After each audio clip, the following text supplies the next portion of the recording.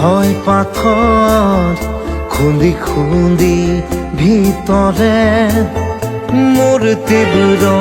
কোলাহল ৰচে একেই সাঁথৰে মোৰ মন দুচকু অসহায় অকলশৰে মোৰ স্পৰ্শৰ বলাকাত বিচৰা নিজৰ দৰে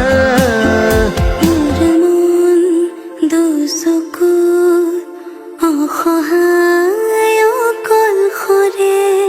মোৰ স্পৰ্শ